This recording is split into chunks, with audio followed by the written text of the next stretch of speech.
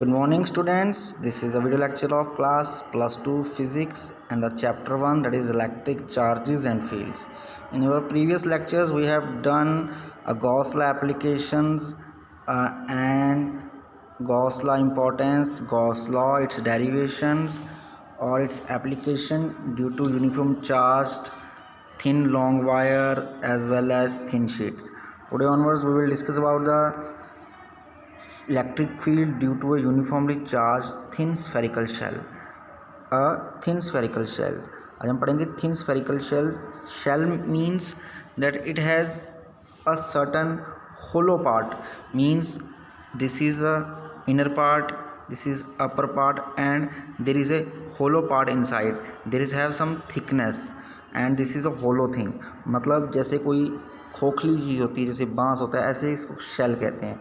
तो अगर एक शेल है तो उसके बारे में पढ़ेंगे. उसके यूनिफॉर्मली चार्ज्ड हो अगर वो, तो उसमें क्या होगी उसकी electric field by using of Gauss law. So first we discuss about the field outside the shell. So in this case consider a Gaussian surface. If you consider a Gaussian surface, the Gaussian surface is a symmetric surface around the shell, and at a point P, let us calculate the electric field at point P.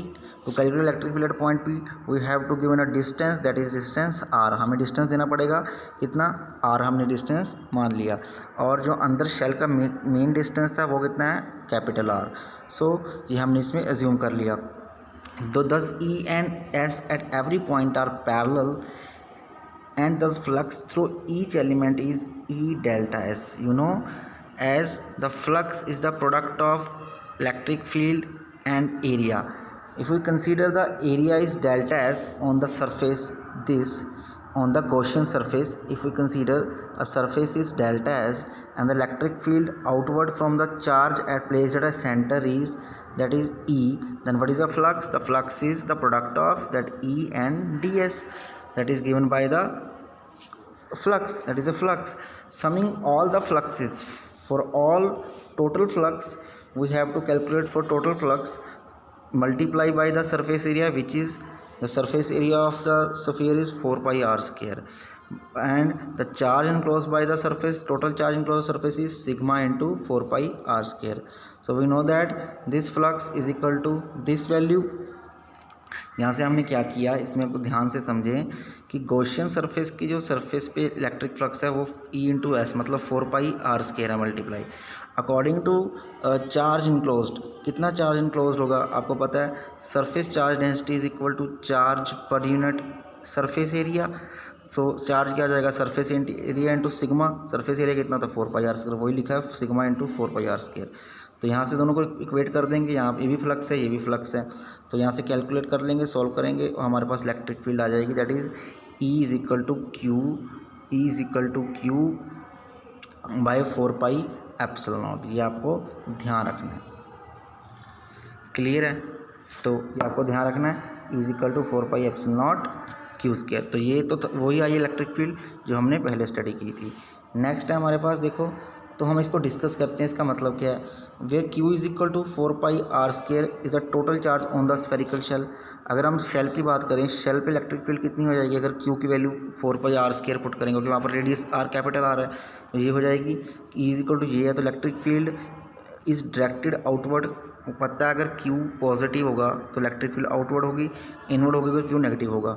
Is exactly the field produced by charge placed Q at a centre और thus the points outside shell. The field due to uniform charge shell is the entire charge of shell is concentrated at the centre.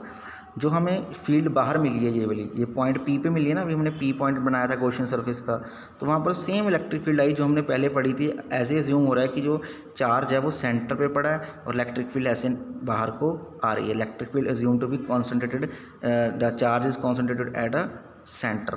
So इसका means ये है.